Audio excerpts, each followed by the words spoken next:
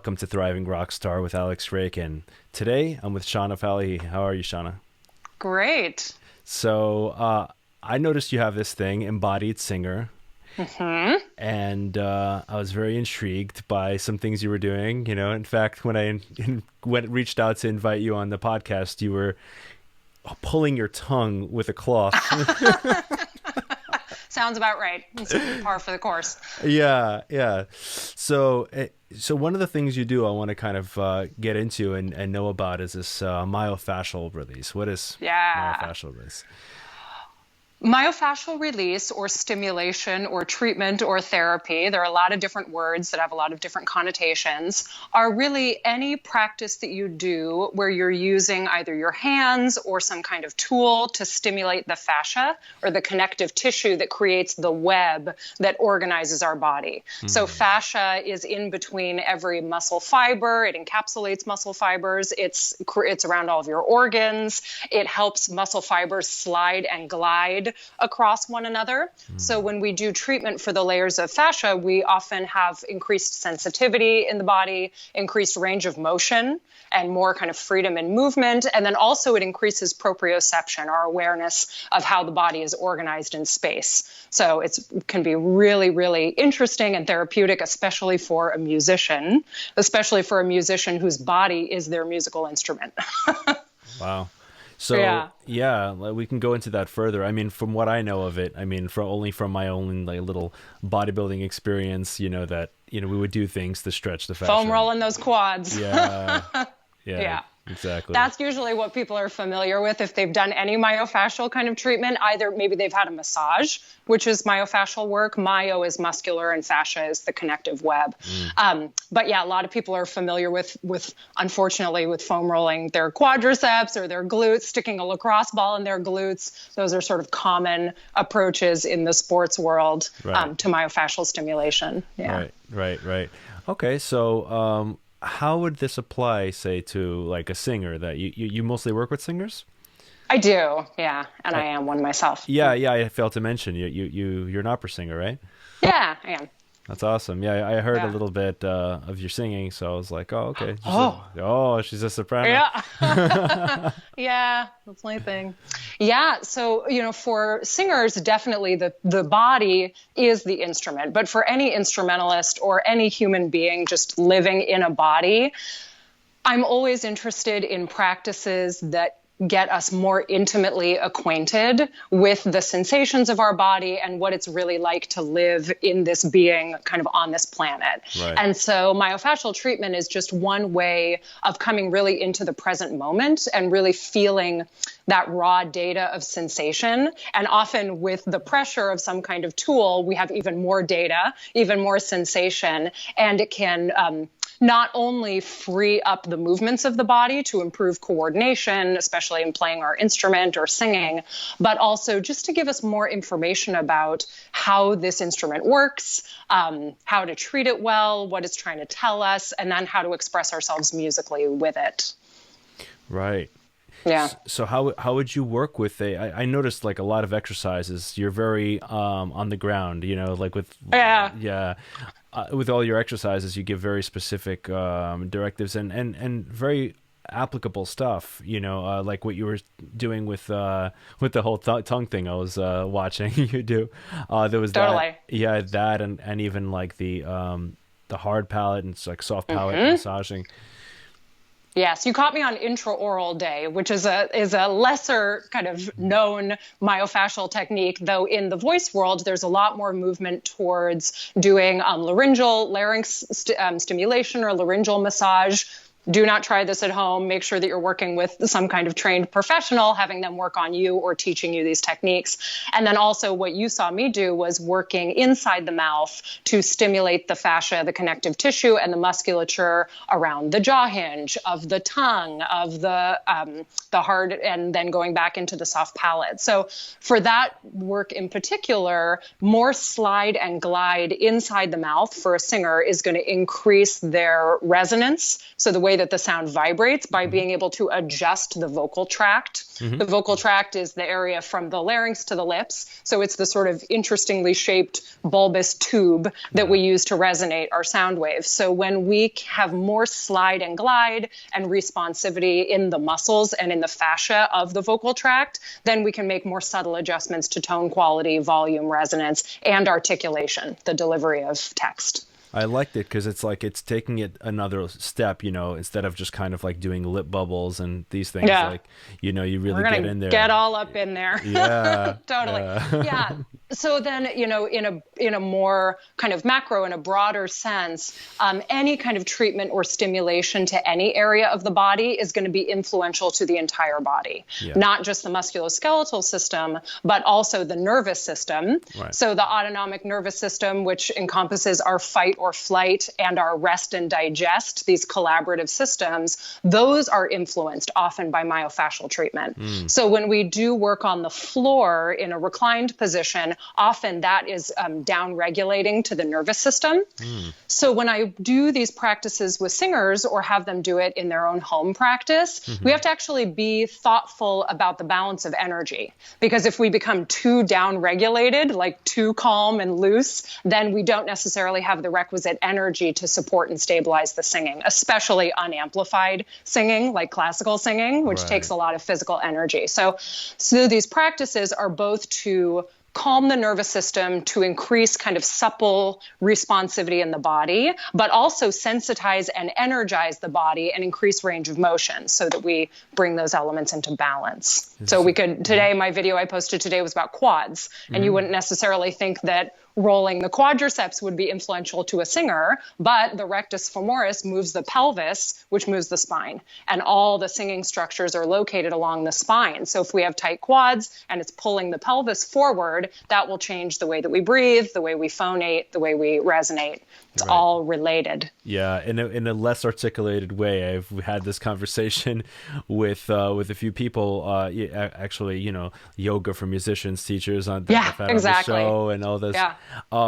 And it just the idea of, and personally in my own practice, I've mentioned on a previous episode where I actually, you know, when I'm working with a student and I'm working on getting rid of tension throughout their body, it helps their hands, it helps them, you know, express themselves. And we're not just separate, you know, our bodies are just one clump and then everything is tied together.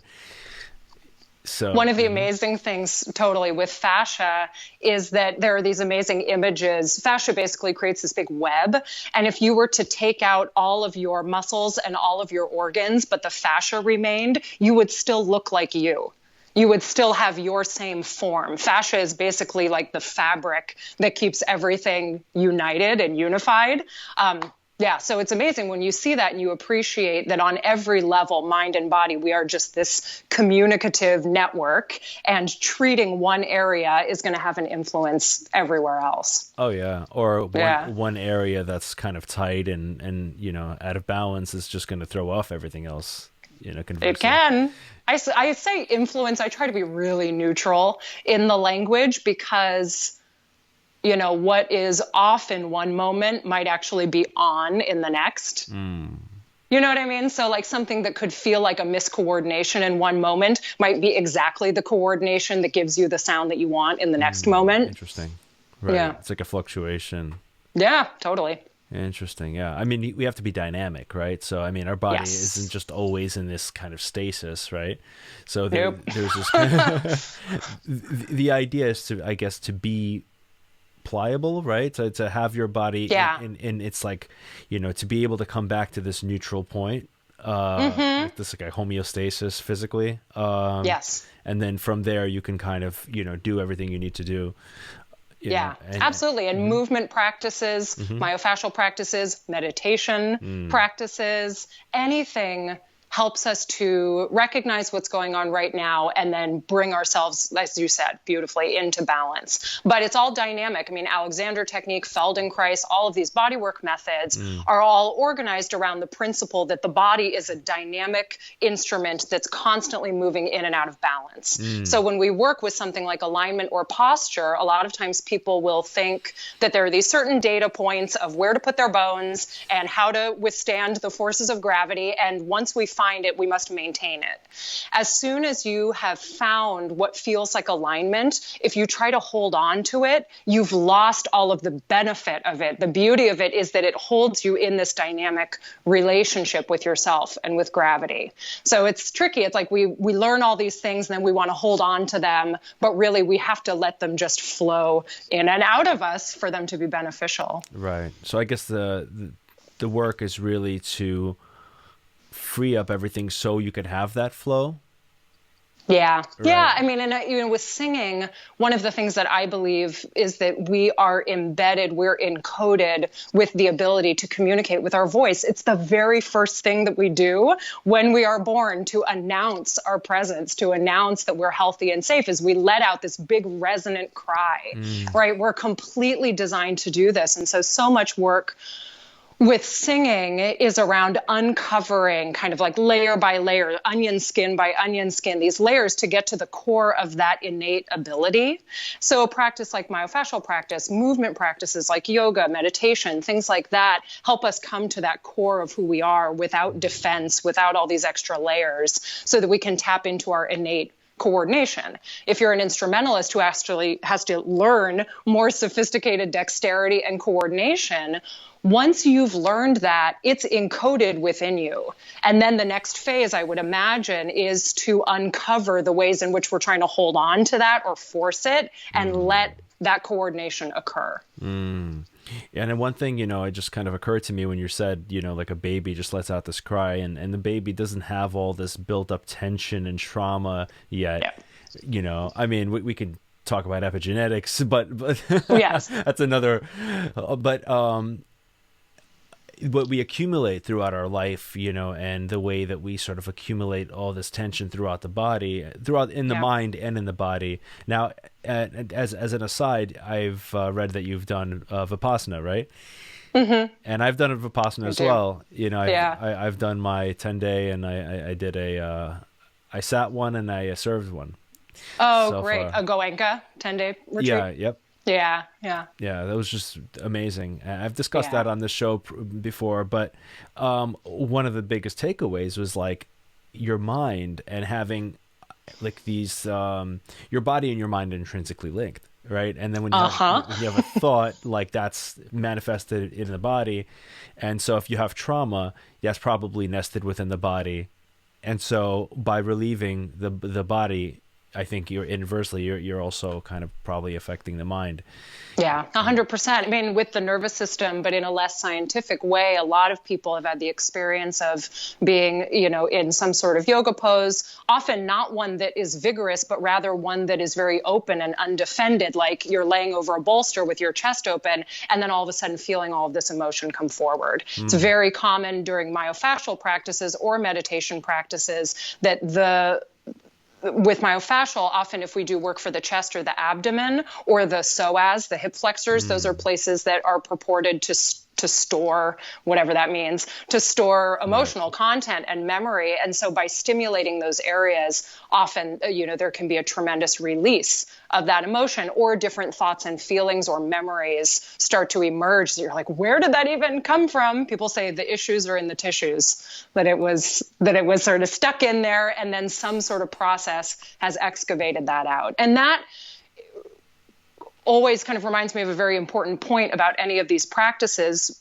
which is that often they're billed as self-care, which they are, but that doesn't mean that they're easy, and that doesn't always mean that they're comfortable. So when we do something like myofascial release that appears to be calming, or yoga or meditation, they can have a calming or a down-regulating benefit, but that also can then release something that is important to deal with, but might be challenging. I think it's always important that people recognize the full spectrum of experience in these practices, and in our musical practice too.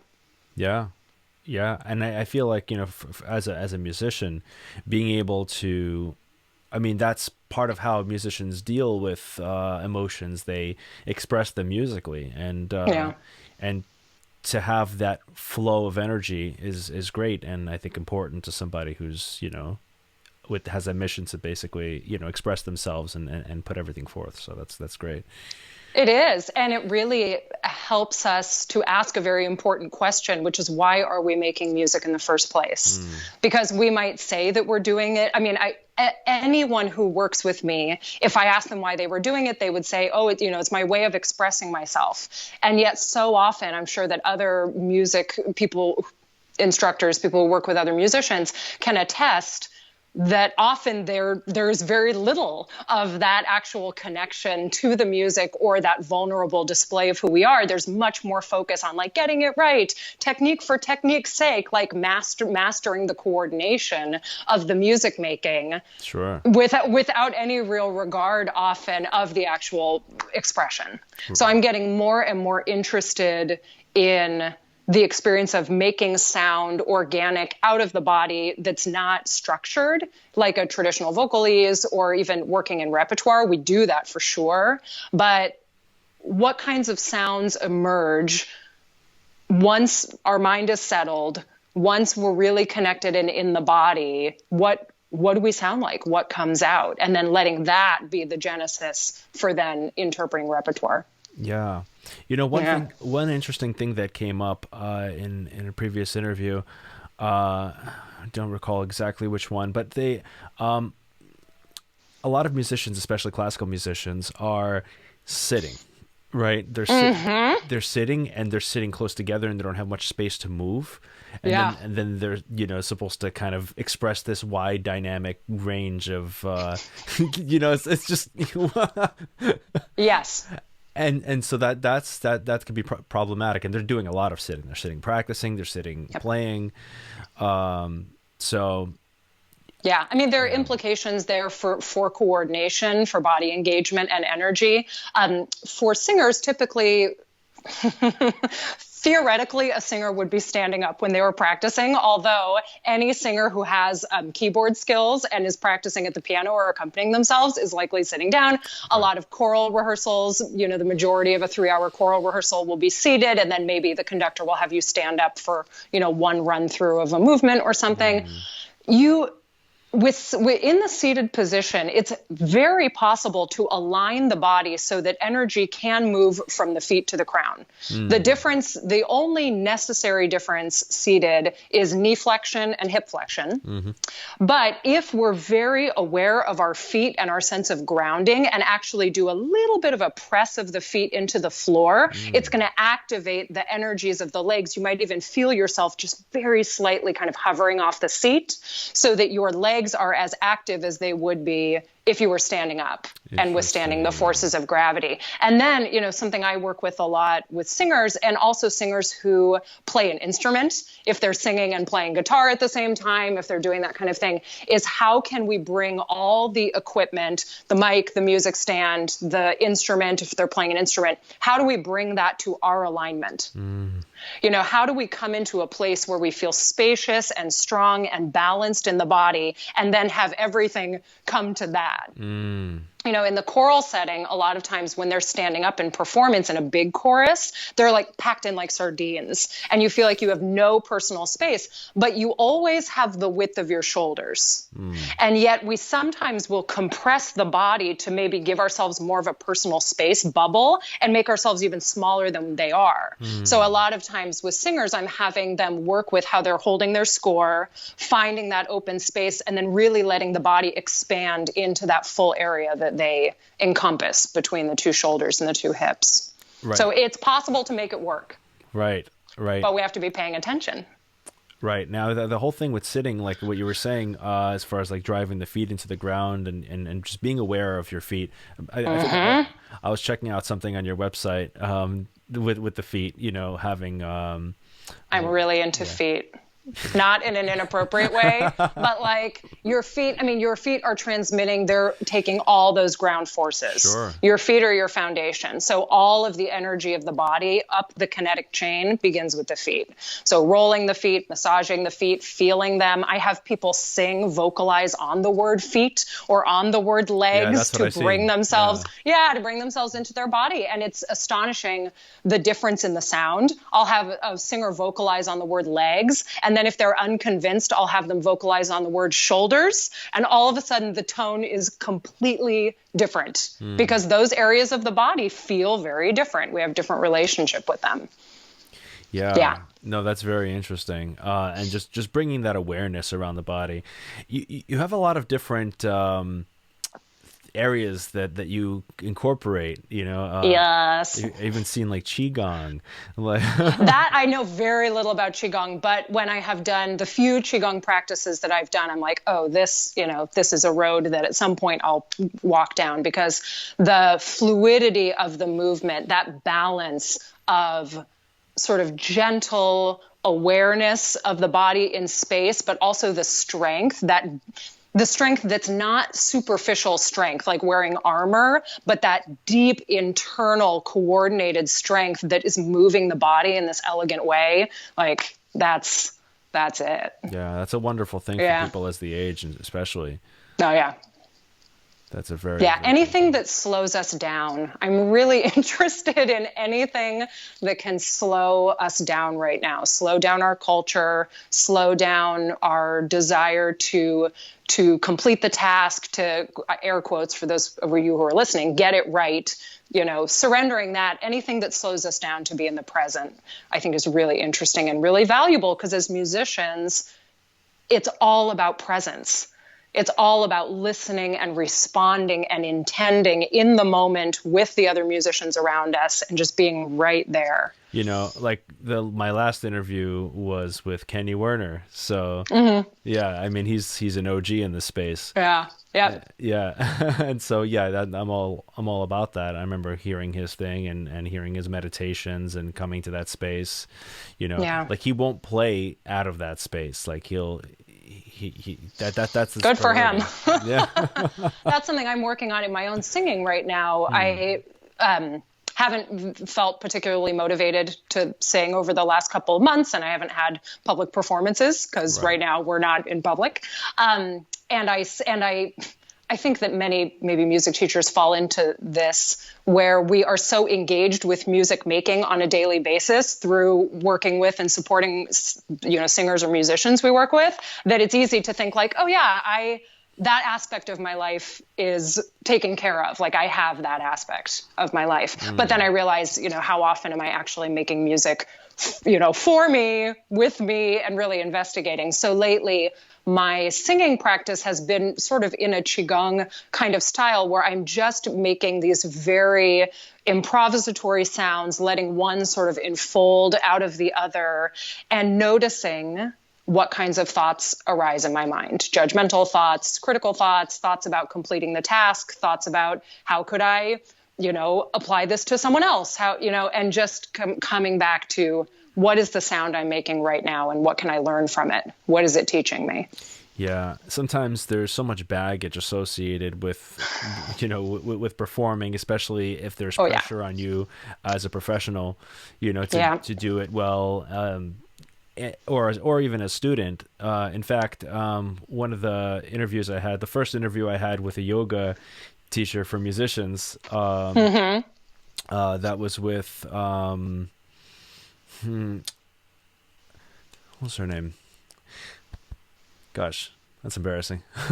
Maybe Amelia or Amelia, Brienne. Yeah, Amelia Rosenberger.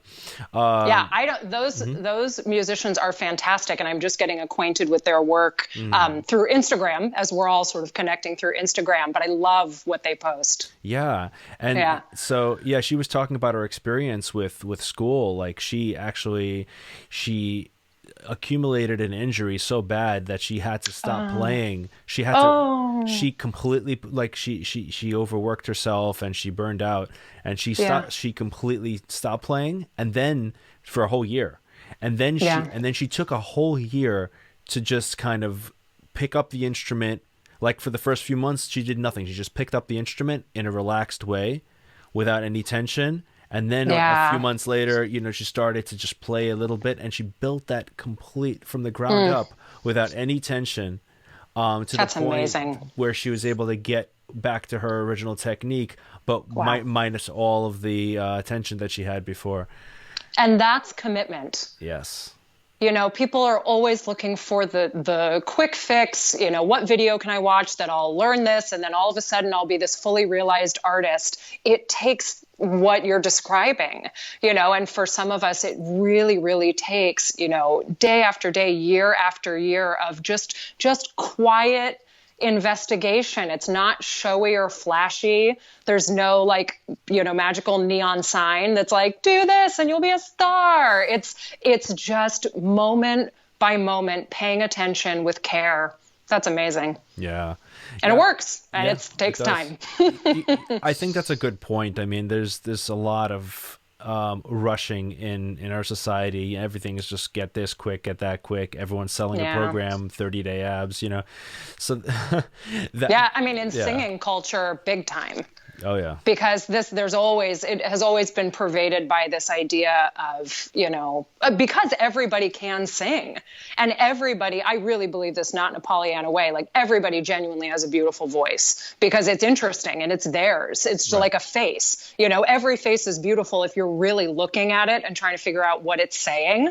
Same with the voice, but for that reason, and with things like competition shows, like American Idol kind of thing, there's this belief that anyone can be like a famous and celebrated world-class singer, and just like that, like it takes no time and no inquiry and no effort, you know, and if you pay the right person or you watch the right, you know, YouTube video, then you'll have it all figured out. And really learning an instrument, learning how to sing, learning how to be a human being on this planet is this. Life is long. It's a long game. It's an unfolding process that requires tremendous patience and fortitude and curiosity. Yes. And, you know, just that persistence and perseverance and everything. So having that said, it's like, when people see like American Idol or something like that, they, rather than thinking like, okay, I have to just keep doing this thing for a long time and get really, really good at this, work on my craft, and, you know, for years, they just see, okay, they go from one attempt to, you know, just cheat the system to another. You know, they try to get like the quick abs in this way or that way, and this way, that way. And rather than actually just putting in a steady practice over time, they waste their time looking for these quick opportunities. Yeah, and it's interesting too, because there definitely are prodigies, and there are people for whom the coordination of whether it's playing an instrument or singing or acting or figure skating or whatever, they just seem to be sort of innately encoded with all the raw materials. So not only, you know, the musculoskeletal system and the nervous system that support that action, but also just, you know, the coordination and the temperament, personally, all of that. I think a lot about one of my best friends from high school is a working, amazing Broadway actress, and she's done a lot of large roles. She was the lead in the production of On the Town that closed a couple of years ago, and she was in American Idiot. Anyway, when we were 16, she sounded pretty much like she does now, you know, could like belt for days, gorgeous voice, really consistent, just sounded fantastic. And so she today, you know, now I don't want to out her about our age, but anyway, we're not 16. And her voice has definitely matured and it's evolved over the years, but it sounds a lot like it did when we were in high school. And she was very, very tenacious about like working really hard, showing up to rehearsal on time, always knowing her music, being a great colleague, keeping herself healthy, all of those different things every single day. So it's this combination of having that raw material, if you want to be performing at an elite level. Right. Anybody can sing or play any instrument at any level. But for people who are going to be basically the Olympians of their instrument or of their voice, those people often had that raw material at a young age and then also did the long game of taking care of themselves and learning more about it every day. Yeah, it's not this or it's that. both. Yes and. Yeah. Yes and. Both and. Always comes back to that. Yes, it does. It does. Actually, this one fitness YouTuber, I think it was Elliot Hulse, had this thing on his channel, which was great. It was a video, do this workout for 1 year. Right? And I was like, oh, that's intriguing. So I watched the video, very clickbaity. Yeah, totally. Yeah. It was just like, hold a plank for a minute. Yeah, for right. a year. Right. And he didn't actually give a workout in that video. He basically made the point that if you take something and you stick with it, and people don't stick to something long enough to really see if it works. So true. Right? And just like stick to it for a serious amount of time. Yeah. Right? I think, and I don't know if you feel like this as someone who works with musicians, that I feel sometimes this internal conflict between knowing what you just said, knowing like, what if we just stayed with the same, 2 or 3 vocal exercises, 2 or 3 myofascial practices, 2 or 3 movements for an entire year and let it unfold. I know that there would be growth if we did that. But then because our culture is so focused on like bigger, better, new, shiny, different, I sometimes feel challenged in wanting to offer new ways to engage with it. And we know that novelty is effective, that the novelty factor does help people learn. But it's tricky to know that if we stay with something long enough, it will unfold. But we also don't want people to get bored and not want to do that. I don't know. Right. Do you find that tough? Yeah. No, it could be a little tough. But that's the thing. You just... it's a commitment, right? You need to stick to it. You need to actually just do the thing. You do. Yeah. I mean, that's the biggest thing I've learned in my meditation practice. Yeah. And my absolute favorite meditation teacher of all time is Sharon Salzberg. She's my heart and soul teacher. And what she always says when she's talking about, particularly she teaches the metta, loving kindness practice a lot. And she always says, when you are assessing the efficacy of the practice, which you should do, first of all, give yourself a period of time, like 2 weeks or 3 weeks or a month, where you just do the practice without assessment. You just do it. Just do it. Just kind of be open to what's unfolding. And then at the time where it feels appropriate to assess the efficacy or the value, what you want to look at is not how you're doing in the practice, but look at your life. Yes. Are you less reactive? How are you showing up in your relationships? And so for a musician, if you're incorporating movement or myofascial release, or you're doing different, etudes or exercises, do them with your whole heart. Be curious about what's happening in the moment. And instead of wondering, like, was that useful? Should I do that again tomorrow? Commit to a certain period of time. And just, life is long. Like if you do it for 3 weeks and it doesn't make much of a difference, you move on to something else. But then instead of looking at how well are you doing the exercise, look at how you're engaging with the music, how you're engaging as a performer. How is it showing up there? Because it might not matter so much that you can master a particular scale. Yeah. What does it mean then when you try to be an expressive artist? What's showing up there? Don't get caught in the weeds. Yeah. Yeah. Hard not to do, because that's where we feel like we have control. Right. Yeah. Right. And then we can really get caught up in that, where, I mean, I see this in my field with electric guitar playing. I see guitar players who just get caught up in scales and arpeggios and stuff like that. And then that kind of has an influence on how they make music, and it's not, it loses its expressive quality. So yeah, it can, definitely with voice too. Yeah, it's that leapfrogging from what can you conceptualize to then what can you do in the context of an exercise, vocalese, etude, something like that. Then can you apply that coordination and that ability and that listening to repertoire? And then the final frontier is, does it show up under duress? Does it show up in performance? Does it show up in an audition? And it's these phases that are just sort of constantly evolving. Oh, yeah. And it's like, whether or not you're doing the thing amazingly, the exercise that you're kind of doing on a regular basis, just showing up is more important, right? That you're there, that you're doing it. You know, that it doesn't have to be amazing. Sometimes our meditation is like sitting there distracted for like 95% of the time, but we showed up. Most of the time, that's what it is. Really? And that, yeah, totally. I mean, and with whether it's making music, which I believe is a meditative act, because it's the act of having a point of intention, a point of focus or concentration, which is the sound or the emotion you're expressing, getting distracted constantly, right? And then realizing, it's that moment of realizing that you floated away and coming back to that point of intention.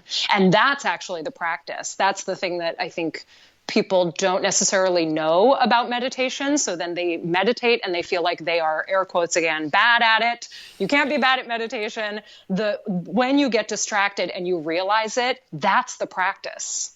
Right. So with making music, I think you could take that further. And when you have maybe a self-critical impulse or you have fear, realizing that you had that and returning to your commitment to be an expressive artist, that's the practice. Right. At least for me, I've struggled with that my entire career. And that, having those knee-jerk reactions where it would be much more comfortable to just not do it. Right. But it wouldn't be authentic. So coming back. Yeah. No, that's what it is. It's just like, you can't expect, like, if you work on something, let's say, work on some things to get rid of stage fright, right? Mm-hmm.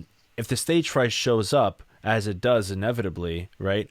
It's not about it showing up or not. It's about how you react to it and what you do with that energy, right? Yeah. I think it was Bruce Springsteen. I might be totally butchering this story because it was kind of, maybe passed down to me by some people. I'm like like a fourth person account or something. Sure. But I think it was like Barbra Streisand who came out on stage, and then she would have like these like cold sweats, and she started to shake, and she's like, "I'm having a panic attack. I can't go out there." Right. And Bruce Springsteen, before it goes out on stage, he starts to have cold sweats and start to shake. I'm ready. I know I'm ready.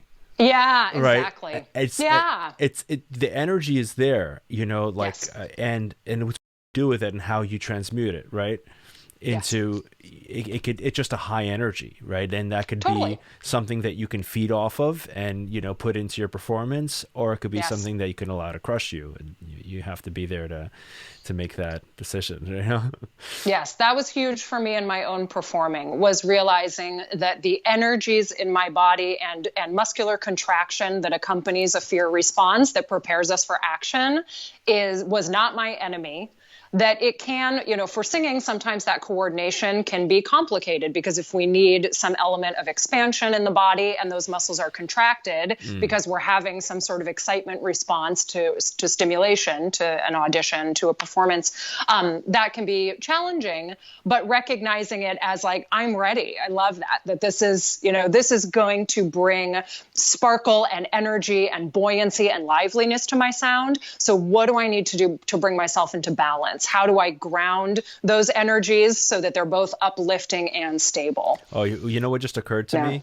My first Vipassana experience, and then having sensations on the body that we would normally have an aversion to, right? Right. And instead accepting and stepping into them with curiosity. Yes. And then just like, ooh, this, rather than, oh, I don't want this, right? And I at first, whether we want it or not, it's here. Right. You can't fight it's here. Yeah, it's here. And also it will dissipate very quickly, because all things do.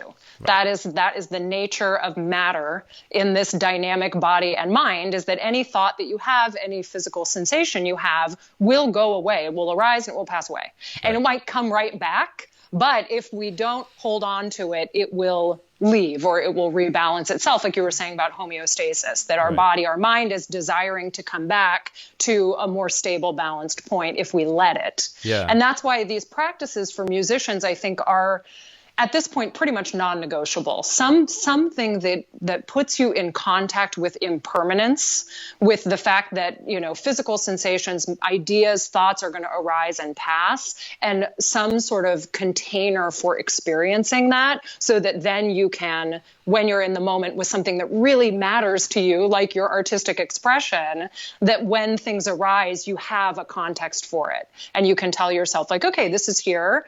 I can work with this. And also it's probably going to shift. Yeah.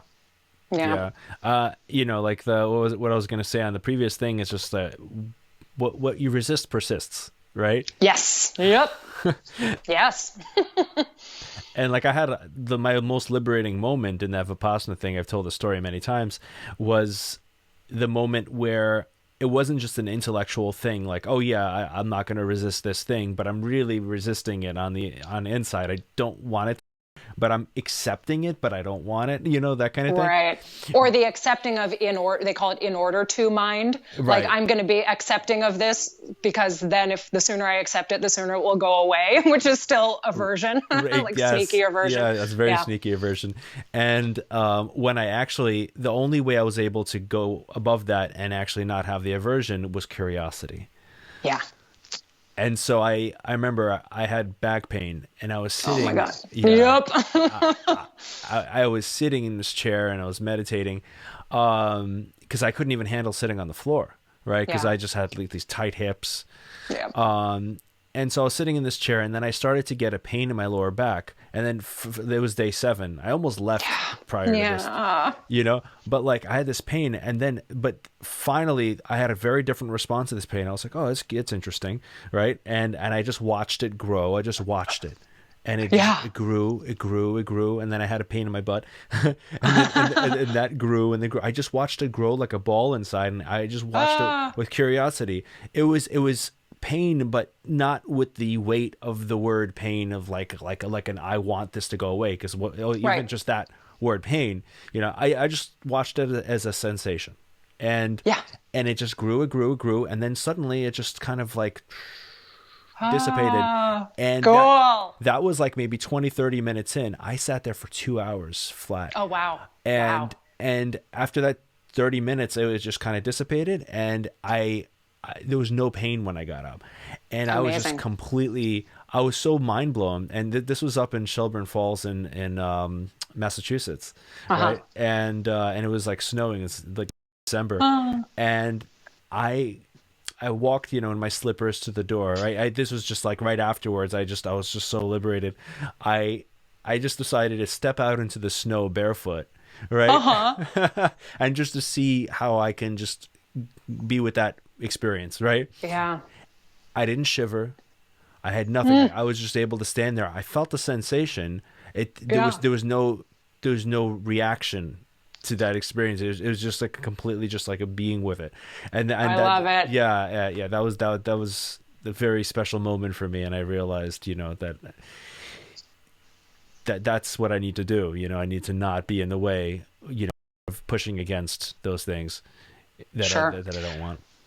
Yeah, I can be with this is a mantra that comes in and out of my life often.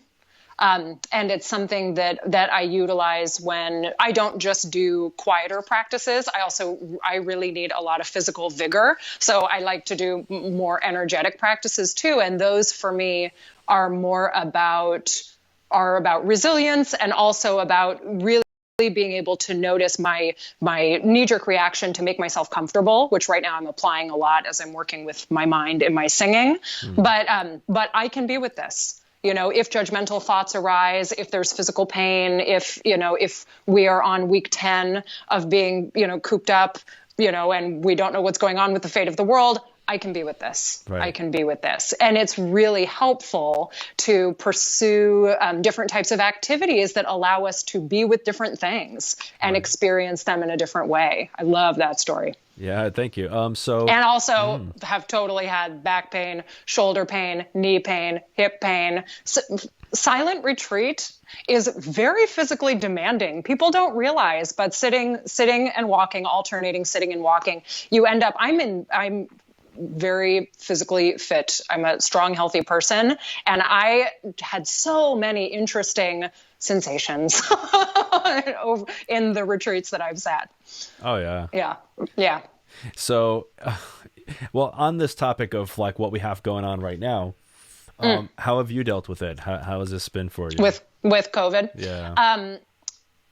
For me, I think a lot of people say this. I completely mean it. I am tremendously fortunate. Nobody that I'm close to has been ill or sick. My friends, my family, everybody is fine.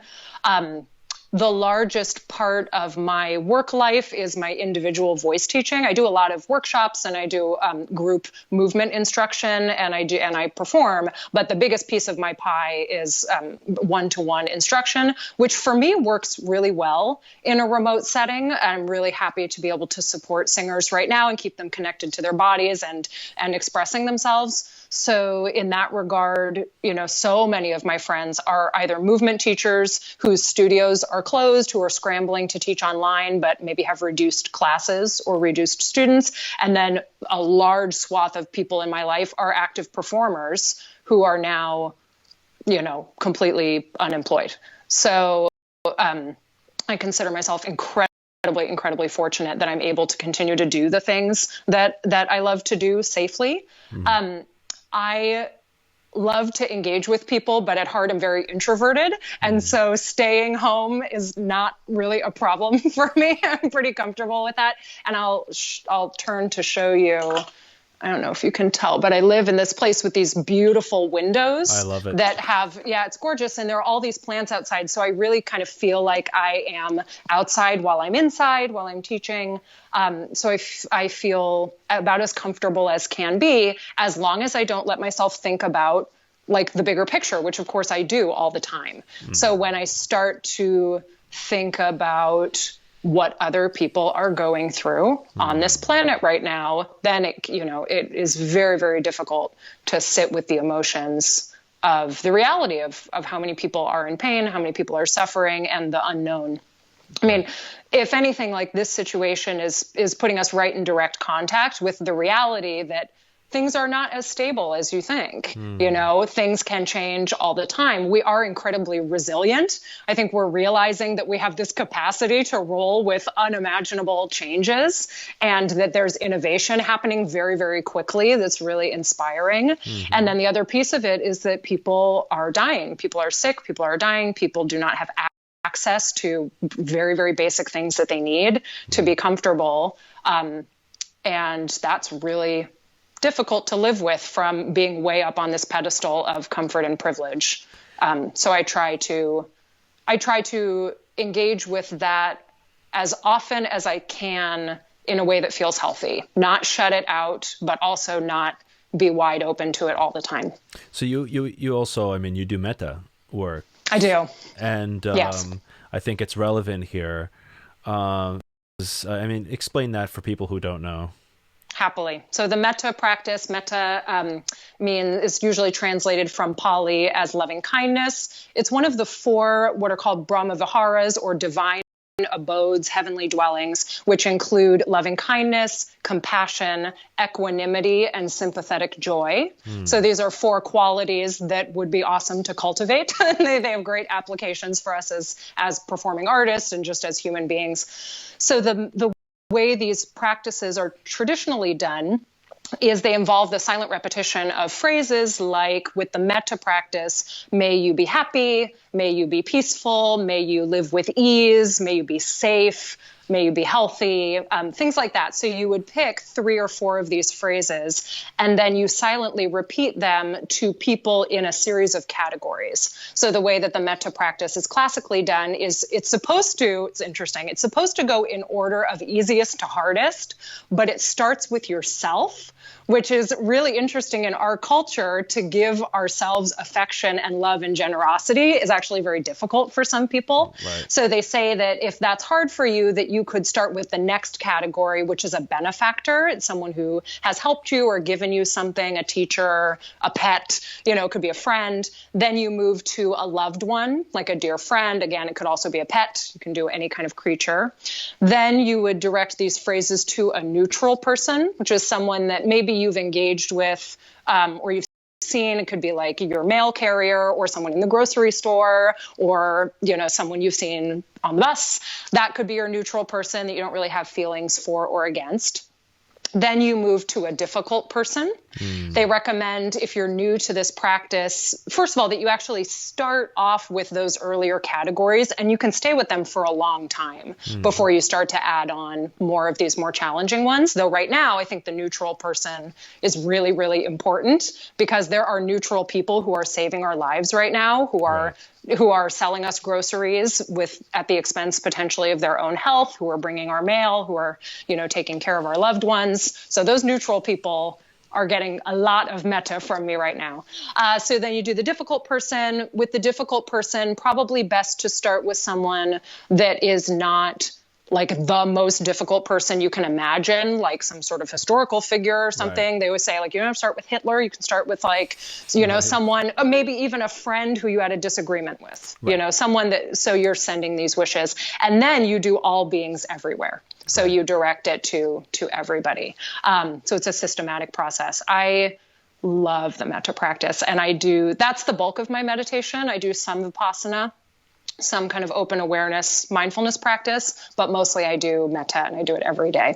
Yeah. Well, metta is a great thing because, from a modern neuroscience perspective, right? Just forgiveness is just such a powerful tool that people don't realize the potency of. Well, Dave Asprey, you know who Dave Asprey is? Yeah. So Dave Asprey, you're over there in California, right? Yep. So Dave Asprey has this 40 years of Zen, and and which is a very, very science-based approach to this whole meditation thing. And he has people on biofeedback equipment and tries to give them the effects of decades of meditation in a week. Oh, interesting. Right. And it's called 40 Years of Zen, because he tries to get you like the effects on the brain of 40 years of meditation. Like he studied like these monks and tries to like impart that on people in just a few days. So the way he does that is through certain practices and forgiveness and just loving, especially those who have wronged you in some way, and really like forgiving into love. Right, that's the most powerful thing, and I mean that technically, right? So it's like he sees the actual brain waves and what's changed in the brain while they're doing that kind of practice, and it's fantastic. I first heard about it from Vishen Lakhiani with this book. What was that book? The Extraordinary Mind, I think. Yeah, and he's done that, and he had this guy who really like screwed him over in his business, who like threatened his family and embezzled, just someone who he really had bad feelings against, and he had to come to the point where he could not only forgive him but forgive him into love. Yeah. Right, and that's like the hardest thing, and I've seen this in other contexts as well, where that's really had a profound effect on people, where they had someone who's really done something bad to them or their family member or someone close to them, and they hold this rage, they hold this toxicity against them, but that's really an attack on themselves. Right. Yeah, it's challenging, for sidebar, for people who are interested in the neuroscience of meditation, Altered Traits, by Richard Davison and Daniel Goleman, who's the other author. Anyway, it's fantastic. It's all about all of the research kind of coming to fruition around neuroscience. They say the most current neuroscience research is saying that to actually change brainwave patterns, 9 minutes of mindfulness meditation, but only 7 minutes of metta. So the people who are like trying to, get it done even faster, you gain 2 extra minutes if you do the metta practice. With that element of directing love and well wishes towards people who have hurt us, it's a balance. I think that sometimes it's too raw or it's too intense or it feels too inauthentic to engage with that. It feels like further harm to we're just not quite ready for that. Or we might think that we are, and on a given day, it doesn't feel right. For me, there's someone in my life who I care very much about, but we've had a difficult relationship. And that person had been my difficult person in my metta meditation for quite a while. And actually just last night, I was thinking, I wonder if I'm perpetuating some of the difficulty in this relationship by actually assigning it this label of being difficult. And so I was thinking about all that this person had brought into my life and all that they had offered me. And that night in my metta, I put them in the slot of the benefactor. And it felt really good. It felt really different. But I was ready for that in that moment. And there are other days where that would have just felt like BS, like not true. Right. So, engaging with these practices in an honest and creative way. And also knowing that whether it's myofascial, whether it's movement, whether it's practicing your instrument, you're not always going to feel this upwelling of the value of it. It's not always going to be this like amazing, beautiful experience. Sometimes it can be like very mundane, but you have to trust that it will show up for you in your life, in your artistry, as it unfolds, because it will. Right. It's a practice, and it's all a practice. It's all a practice, right? And not every day is going to look like you said. Like some days it's going to be like you're just going through the motions. Mm-hmm. But often with the metta practice, it's not. Sometimes it's emotional, but a lot of times, I try to really engage with each word of what I'm saying, but I'm not always like really feeling the feelings that accompany that. And that, as a singer, that is an important lesson, that we can engage with it and we can be an effective communicator, even if we're not authentically feeling those feelings in that moment. Because sometimes as a singer, if you're really, really authentically engaged with the emotion, it has such an influence on your mind and body that it's difficult to sing. So it's finding that balance of just how intimate can we come and still express ourselves the way that we hope to. Yeah, there's like a little bit of like a padding, a little distance that we need to kind of maintain. Veneer. Yeah, because it could be overwhelming, especially if we're really engaged in it, right? And we're susceptible to kind of going deep emotionally like that. That's gotten me too. Like I remember just singing some songs that I like that are just like very that hold a special place for me, and I can't actually I mess up. I sort of like trip over the words because I'm just so like my face starts to like change. You know what I'm saying? So I mean, because emotions, it's all psychobiological, and those performances often are just so compelling and beautiful. So people shouldn't be afraid to reveal that. In performance, I wish people would more. I think the genre that being a classical singer, I whether this is misguided or not, I've always had a lot of envy of people who sing other genres where there aren't such kind of seemingly strict parameters around what kind of sound you're supposed to, air quotes, make.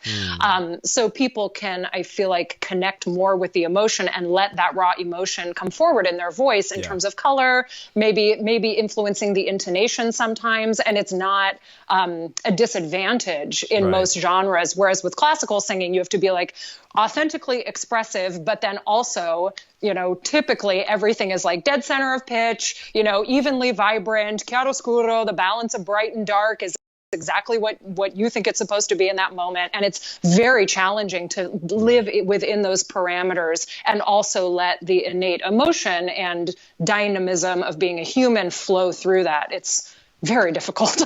That's I think classical musicians in general, they really need like all this supportive material. All the supportive practices. It is challenging. Yeah, for sure. And my first episode on this show is with Neil Morrison. He's a very spiritual person. He had an experience that just really kind of made him very faithful, right? And he was telling me about like having this emotion well up on stage while he was performing, and I watched the performance that I was there for that performance. And he played on this Cruise to the Edge, this it's a Yes cruise, the band Yes. Fun. Yeah, very very cool. Fun. Yeah. And so but yeah, he had like a powerful moment because I mean the lyrical content of his music is all kind of religious, right? And he was just talking about submission or something just that was so beautiful, and that there's such a deep place in his heart that he started to well up, and then the audience, he's like, he had the audience sing, right? Yeah. Yeah.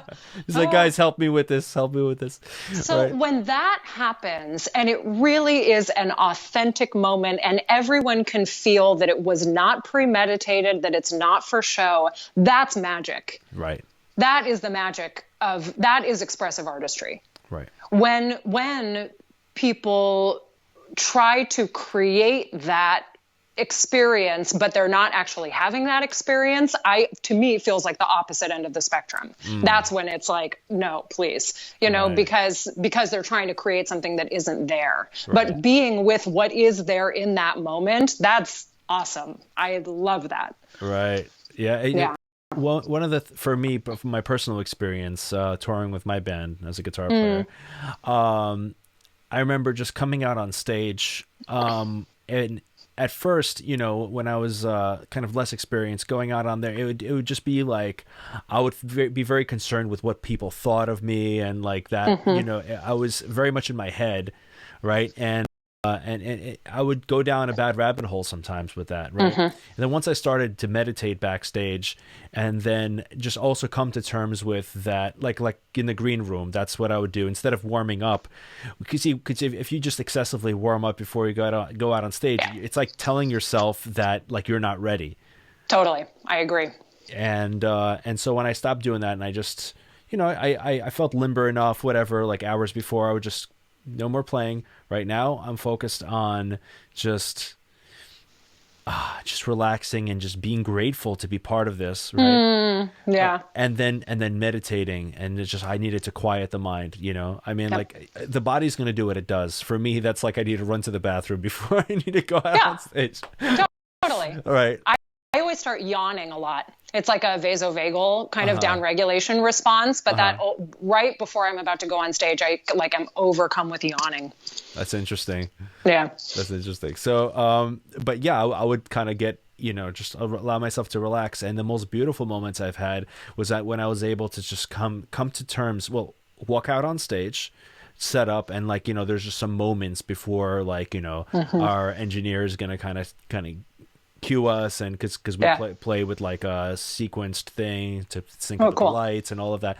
So so there's these moments where like I could just be still for a moment, and then I'm just looking at the people in the crowd, right, rather than just trying to avoid them and just kind of be with it, right? And just look into their eyes, look into their faces, smile, and just realize that these people are here to experience this, right? And I want to experience it with them. I want to be the vessel for the music to come through, and I want to experience that, and then just kind of share it in that with them. And coming from that place, that's when I had my best shows, and I was able to really be like a springboard for their energy, and it was just like amazing upward spiral emotionally. Totally. It's meta. It's giving without any expectation of anything coming back to you. It's just offering generously your heart. Yeah. People want you to do well. They paid for their shows. They do. Of course they do. Yeah. They do. People want to be uplifted. They want to enjoy music. They want to feel something. They want to feel connected. Absolutely.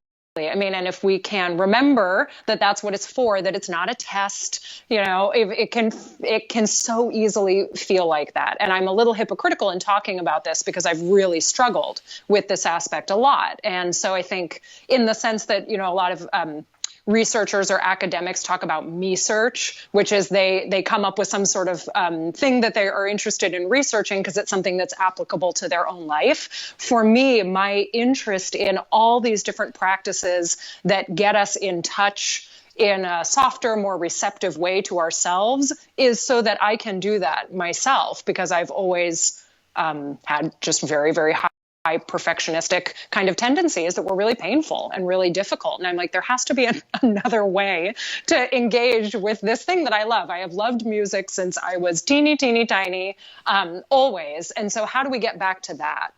Right. The fact that we love music, that the people who are there love music, that it can really be that simple. We can just make music and people are not listening in a critical way to every single, detail, every single moment. It's gone. It's the impermanence thing. It arose and it passed away. I'm very envious of, like, say, punk musicians and and musicians playing a style of music where the details are a little less important and it's more just about the vibe. But really, if you think about it, it's really all about that, right? I play progressive metal, right? Which is cool. Yeah, which is like, it's fun and I love that music, but there's such a technical standard that you feel like everyone is like judging your every note, And, it's amazing. They're totally not. Right, they're not. We say that out loud and we realize like how silly that is. Right. I mean, I'll hear myself sing, and like I'll just demo a quick phrase or something in a lesson, and then have this thought to myself like, why would you ever be critical of that? It's like, that's beautiful singing. Like, why are you tormenting yourself about this? It's ridiculous. Right. And yet, one of my favorite things that many meditation teachers often quote, I don't remember who the original person was that said it, but with a thought, it's like, did you invite that thought in? It's not your fault. I mean, thoughts just arise. Critical thoughts arise. We live in a critical culture. It is natural that that's going to come into the mind. But then what do we do with it? Can we let that pass away and refocus on what really matters, which is just the beauty of the music. That's important. It's so important, especially while you're playing. If something occurs, like you make a mistake or whatever it is, right? Like the rate at which you can just kind of be like, just shrug at it and just move on. It's gone. It's gone, and just still continue to be present and not linger with it, right? Because that's the trap. Like if you fall into that hole of like, oh my god, did they hear that? And then you start going that, and then you make more mistakes because you're so fixated on what happened. You're not in the present. You're not in the present anymore, right? And so it's so important to stay with that. I've been live streaming now every day on Facebook for 91 days. Oh, right? wow. Yeah. And so like, and I don't know when I'm going to stop. I'm just going to keep going. Right. So till further notice, I'm about to hit 3 digits. So that's awesome. It's a great practice. Yeah. And what was your intention in starting to do that? I didn't really have that much intention. I just realized like, you know what, this is going to keep me accountable. Right, to constantly be putting myself out there, because I can fall into this place where no one is really paying attention to me, and I can quietly not do the things that I've set out to do. But if I'm very public about these things, and I create this accountability, and then I have the incentive of not losing face or whatever, right? And there have been nights, even last night I was live streaming super late, right? Just because like, okay, I'm not going to go to bed until I live stream. Like until I've done it. I've become more flexible in that it's not playing each time. Sometimes I'm talking about topics like these, and like yesterday I actually just showed my fridge, like like it's done, whatever. It was still an act of giving. It was still an act of vulnerability. Sure, you showed yourself in some way. Exactly. I mean, I try to give value with it. It's not just like, like I've done workouts where I've showed people workouts and, that, and then just mindset kind of stuff. But usually I'm just playing, right? But with the playing, on what you were saying before, if I'm listening, sometimes I'm critical of myself as I'm playing, right? And I kind of let it go and I keep going. And then when I listen back, I'm like, it was fine. Yeah, it was fine. It's like, what I was so critical about. Like, here's the whole thing. It's just like, let's say I know I had a moment, like a peak moment. And then like, I know that moment is like, whoa, I can put that in a nice clip and, use that later, whatever. But like, that moment will shine. But the moments that I thought were bad were like good. They were just like, they're fine. It was fine, pretty good, and then great, rather than unacceptable and okay. Whereas that's where my mind was while I was playing.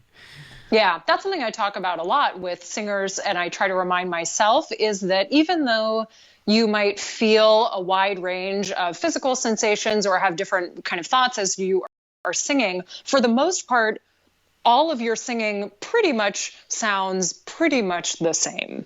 You know, if I'm listening with my like really fine-tuned kind of voice teacher ears, I can describe a lot of nuance and differences in sound. But if we take a big step back and we just listen, you know, it's like watching someone speak. Every freeze frame is a little bit different, or the mouth shape could be totally different, but really they just look like a person talking. Right. And if you hear someone singing or playing, you know, the part that they thought was absolutely amazing and the part that they thought really was problematic actually are much, like you're describing, much closer to one another than we realize. And I think there's a lot of comfort that we can take in that.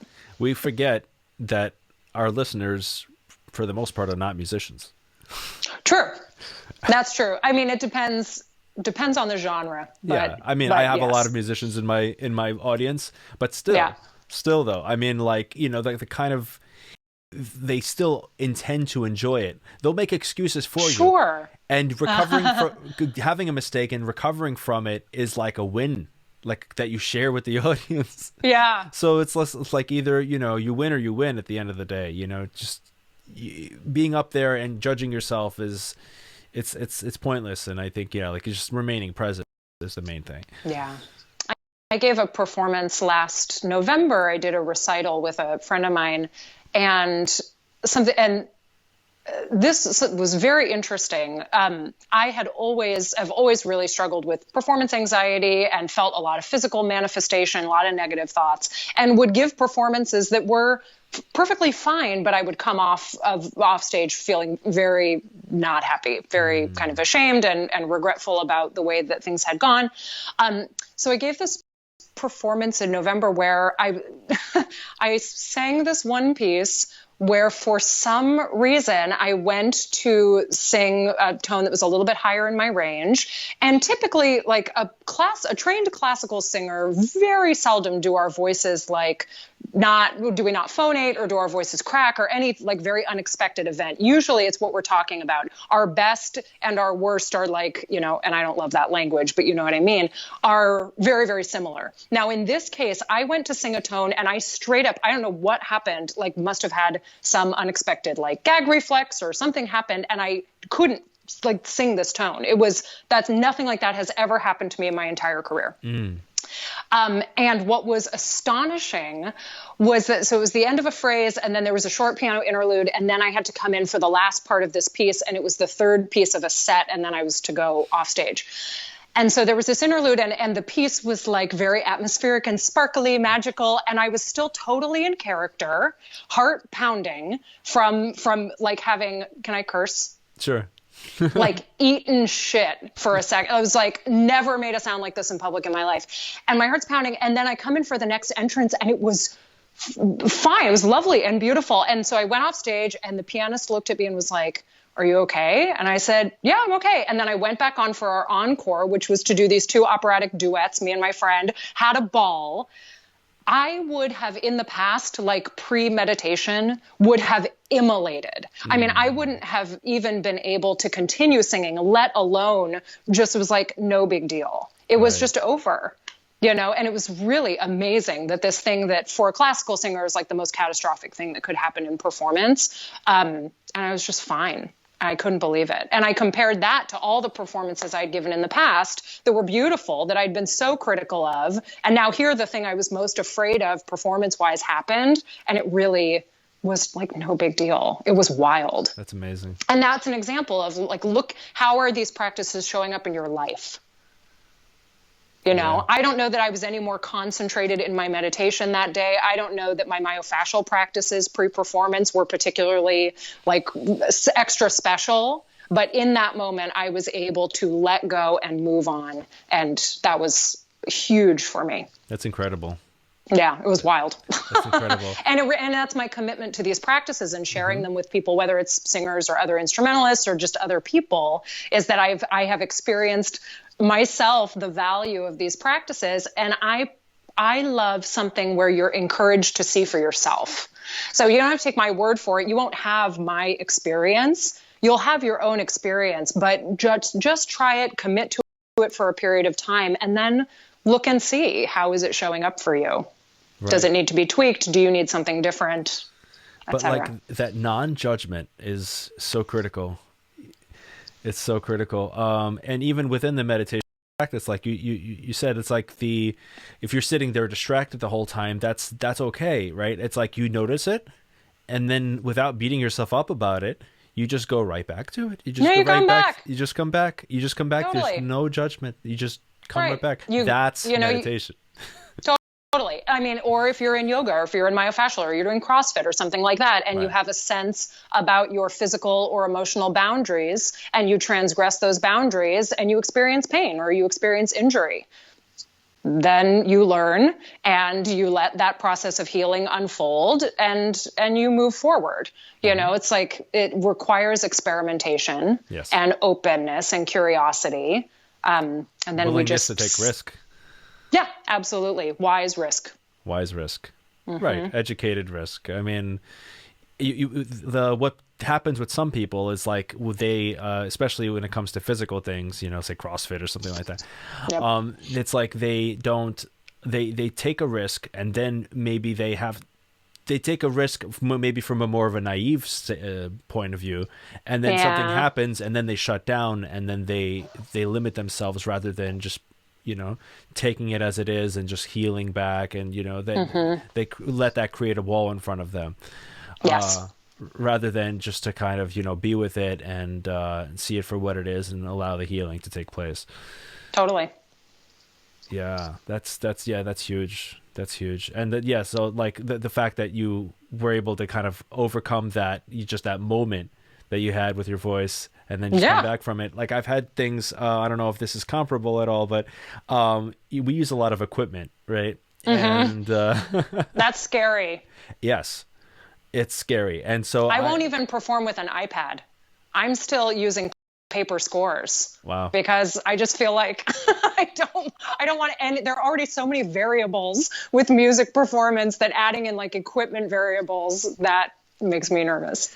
Yeah. Can you imagine, like, you know, what rock bands today with all the technology, oh my God, something goes wrong. And so, you know, when you tour, things go wrong. Like this is it's a matter of fact, right? So it's how you deal with that, and how you know, go on with the show, that, you know, that or how you adapt to the situation. You laugh, you thank people for their patience.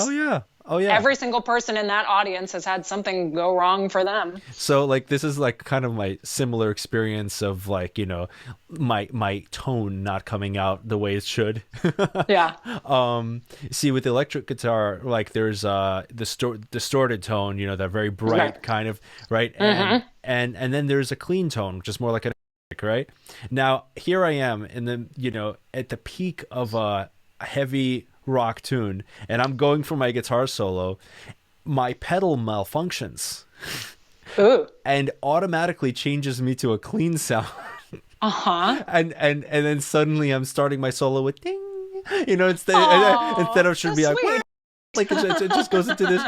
It was just it was just funny, and I literally I had to use percussive maintenance in the moment to kick my pedal, right? Oh wow! Because they had some transistors loose, and I sort of, just like slapping an old TV, it like got it back, and blow on it. yeah, and then it kind of, like, you know, rectified. And good thing I have an awesome engineer with us on tour. He was able to actually repair it the next day during sound check. Oh, good.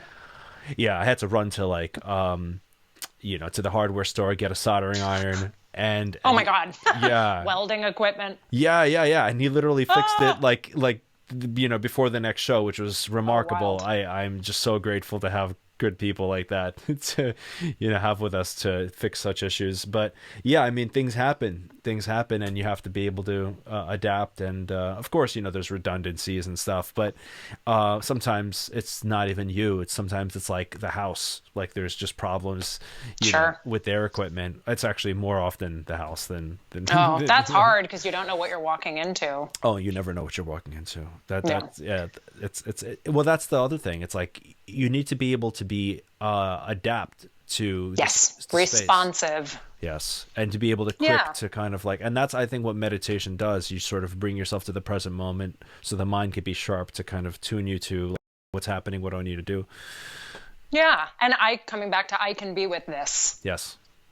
Whatever this is. And I think, those moments really unite the musicians and the audience, when something is like going wrong or something's unexpected and everybody has this collective experience of being taken by surprise, including the performer, that does not happen on a recording. No. That doesn't happen massaged like in the studio. That's the kind of thing that happens live, which gives me some hope that we won't be completely eliminated in terms of live performance, that people will always want to watch that tightrope walk, not because they want to see us fall, but because they want to see us make it to the other side. Right.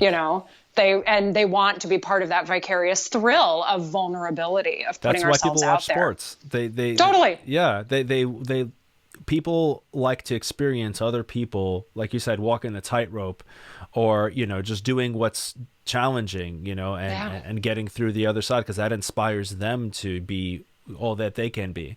Yeah, that's why we all cry through all the Olympics. Yeah. Like you can't, it's inspiring. It's the pinnacle of human achievement. Yeah. And that's an important role to play to be an exemplar of that. Mm-hmm. Yeah. It's a lot of responsibility, and it's a lot of responsibility to ourselves if that's something that we are striving for, that we keep that striving instinct in balance, and that we support and nurture ourselves and the people around us so that excellence can flow through, rather than that excellence being forced or manufactured in some way. Sure. And just on that responsibility too, it's like we should also be responsible to how we respond to when things don't go wrong. Mm-hmm. When things don't go right. When things go wrong, like that, like if we have a constructive response, it'd be like, oh, wow, okay, so here's a top performer, and that's how they're like handling a situation, right. That's really good. Yeah. I had a 3-hour drive after that performance that I was describing, because it was I live in Oakland, California, and it was up in Chico, kind of way, way up past Sacramento. And so I had a 3-hour drive to process this very unique performance experience that I had just had, and really think about, kind of trace back my history of performing and my history of doing these other practices, and how it all sort of interwove. And that processing time was really, really important. And I think if I hadn't had that positive experience where, that moment occurred, but then I actually felt quite triumphant that I was able to like keep myself together and continue singing, I wouldn't have been ready to process it at that time. I would have really needed to kind of put it off to the side if I was feeling like shame or frustration about the performance. But when it was time, and it was for me right after the performance, really marinating in that and assimilating that experience was very helpful, right, and very valuable. Oh, well, those 3 hours wouldn't look so good if you didn't have the the mindset in place. That would have been 3 hours of rumination. Yeah, and I've had those. I mean, that's whether it's a drive or not. I've had so many performances over the decades that I've been performing where it wasn't just 3 hours afterwards. It was days or weeks afterwards where I was still ruminating in an experience that I could not change, that was long since past, that had fulfilled its dharma, which was to share music with other people, mission accomplished. But I wasn't focused on that as being the intention. I was focused more on, like, air quotes, getting it right, or being perfect, which we know does not exist. And so if that's the goal of the performance, you're pretty much always going to fall short. Right. And if you don't have some sort of mechanism to take care of yourself and process that, it can be very painful. Like and on that, and on this kind of just fulfilling that dharma of just giving and just not, judging yourself too much, just give. That's, I mean, that's part of where this kind of live streaming thing that I'm doing comes from, And I think Gary V, Gary V? Mm-mm. Gary V, a very good account to follow to kind of, build social media and stuff like that. And he just talks about like constantly creating content and not judging yourself. Like, it's really just putting out, just sharing because it could be like, okay, it's like, oh, I don't have that many followers, and you're just demotivated because you're comparing yourself to other people. But of like your few dozen or few hundred, you might have someone you greatly impact, and it's meaningful, and so he breaks that down. It's like that, if you could change one person's life, you've done so much. Totally. Right now I'm doing this myofascial May, where I'm posting a myofascial practice every single day. And that's a really vulnerable thing, to put this work out there. A lot of it's pre-recorded, and twice a week I'm doing live. And I don't have like a huge Instagram following or like big, numbers, but every single practice that I post, there are some people who write to me who tell me how good it felt in their body, or how wonderful it was to play their flute afterwards, or how they're sharing it with their violinist friend because it's been so helpful. And just those little interactions. And even when you don't have them, knowing or hoping that there is someone out there who is benefiting from the things that you share. If they're shared from a place of knowledge and authenticity and generosity, it's going to reach somebody. And it is hard sometimes to feel like you're putting your heart and soul through music or through your work out into what feels like a void. It can, if you're sensitive to rejection, which some of us are, you can really, that is really something to live with. And I think about that a lot. It's like, why sometimes you're like, why am I doing this? It's like, well, because it's your dharma, because it's interesting to you and you believe it has value. Yeah. And, Yeah, we shouldn't care, who's watching. So, like, rather, how many are watching, or just, to arbitrarily count these followers and all of that. Right. Just put out content, put out quality, and, the right people will show up and they'll share their stuff, and they'll scream your name from the mountaintops if you're really putting out good quality and consistently. So it's just not doing it with the expectation of that happening, just doing it because it's coming from a place of love, and it's constructive even for the self, so it's just for yourself to like be putting it out there, and it's fun. For me, you were asking about teaching different modalities, and like my work, something I'm constantly trying to rein in is my desire to learn everything about everything. And for me, like every time I experience some new discipline, I immediately can think about all the ways in which it relates to other things that I do and teach, and how much it would be helpful for singers and musicians. Singers are musicians, but you know what I mean? Singers and instrumentalists.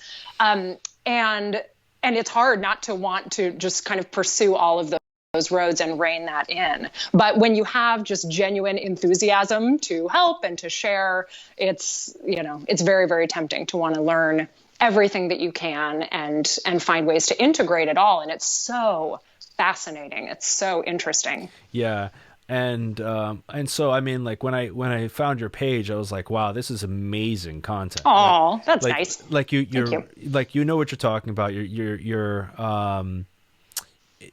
practices, like it's very constructive. Like, I could see your page having tons of followers, right? Oh, and so I would just keep doing what you're doing, because it's quite remarkable, and it'll grow, and I'm glad to give you another platform to sort of to grow with. That's so nice. That will sustain me over the next few days before we need another dopamine hit of validation. But I really appreciate that, and I think for me, what has always been extremely important to me, kind of also in the vein of like me search, where we're trying to teach the way that we wished that we had been taught, is it's really important to me that there be a clear why for a practice. Like what is this for? Not that you'll necessarily have that outcome that I'm describing, but here's like the intention behind it. Mm-hmm. Have it be very clearly explained and actionable and accessible. So if you can't afford to buy a specific tool or take a specific yoga class, or if for some reason your body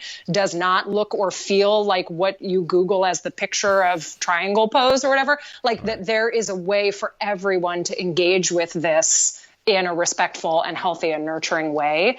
So important to me that I not just say like, it would be really great for you to go do meditation. Now go off and learn about it. But like, here are some concrete things that you can do and know if you're interested in pursuing meditation. And if you want to go further, here are a billion resources to keep growing and exploring. People need to be aware of where they are you know, and that's the first thing. It's just like being real, right? Like, okay, assessing what's happening now. What's happening now, being okay. Well, first of all, assessing where you're at, coming to terms with that, and just being okay with that, loving yourself where you are.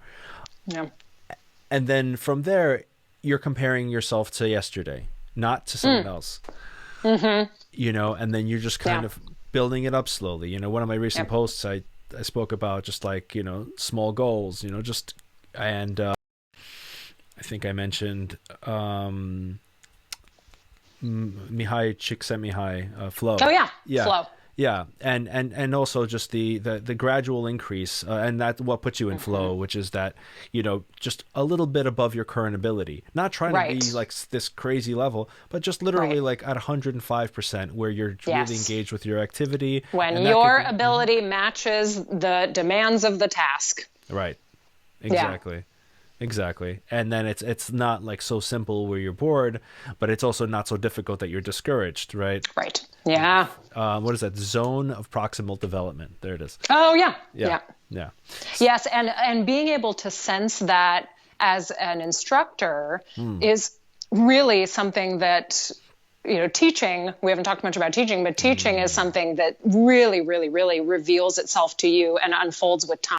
And I have a master's degree in vocal pedagogy, but the way that I'm teaching now is very different than before I had my master's and during that program and in the intervening years, that you learn in every moment that you're teaching because the people you're working with are teaching you how to teach. Yes. And so you learn to really, as you get to know the people you're working with, kind of sense really what is their current level of capacity, what is just the right level of challenge that's going to inspire them to up level just a teeny bit or develop some new skill or coordination without feeling overwhelming or demoralizing, and what tasks to do and how to communicate that is the art of teaching. And it's something that only comes to you with experience. Yeah, I've been teaching guitar for like 17 years, and it's like same. Completely evolved.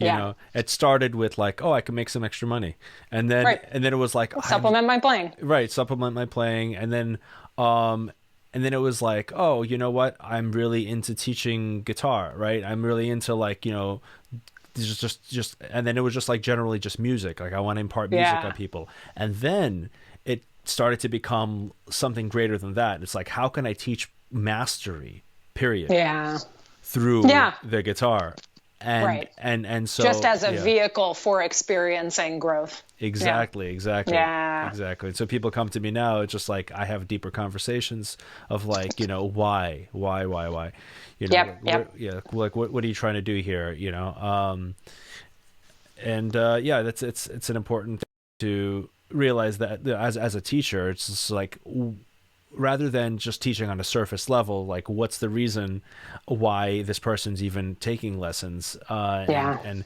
why are they trying to improve at the skill? What are they really getting at? Yes. Yeah. And staying like within our scope of practice, as it were, if there were a defined scope of practice. But absolutely, I mean, that's everything that I'm interested in is what is the motivation? How are we growing through this practice of singing or these complementary practices, and how are we empowering ourselves? How is it changing the way we show up in our lives? Because if someone is a professional singer, they have different expectations potentially for their study. But a professional singer that I work with, or a voice teacher, I teach many voice teachers, and we might have a different agenda, but everyone from beginner who's learning to match pitch with their voice all the way up to, celebrated performers and fellow voice teachers are all trying to connect more deeply to themselves and release something out. Right. Yeah. And that growth process is it's so interesting, and it's such an honor to participate in someone else's. It is. It's amazing. It is. So, we could share on many topics here, but like, forever. Yeah, forever. What would you say is a good place to start for musicians who are, perhaps, who are discovering their bodies, who want to discover their bodies and seeing how that can help them with their craft? Yeah, it's a great question. And I consider myself a good person to be asked that question, because I had absolutely no connection in a positive way to my body at all until about 11 or 12 years ago, when I lost a very significant amount of weight, and I decided to start moving around, and actually confronted my fear around physical activity, and became active. And that was a incredibly transformational process for me on every level. So I would say that from the body perspective, just find a thing that is reasonably enjoyable to do. So like there is no one exercise is not better than another. The best air quotes exercise or movement practice is the one that is engaging and interesting for you, that you will feel like you want to do. So, and that might take a little bit of experimentation. You might try something, you love it right away. You might try something and it's intimidating, but you have this sense that you're intrigued by it, in which case go back and sit with the kind of marinate in the discomfort and the not knowing and the being a beginner, which for experienced musicians don't often like to be beginners at things. If we're used to engaging with something at a high level, then that can be frustrating. Conversely, some people, myself included, love to be a beginner at things because we feel absolved of the responsibility of being excellent. And that can be like very liberating. Sure. So, both are very possible, but I would say, experiment, try things out. You can start by, hiking, or going to, if you like being around other people, you go to a class that sounds interesting. The way that it happened for me was I teach, now I am a teacher trainer and a teacher of what's called the Daily Method, which is an alignment focused program that's like a combination of yoga and Pilates and orthopedic exercises. So it's like weight bearing exercises. We have cardio component and that kind of thing.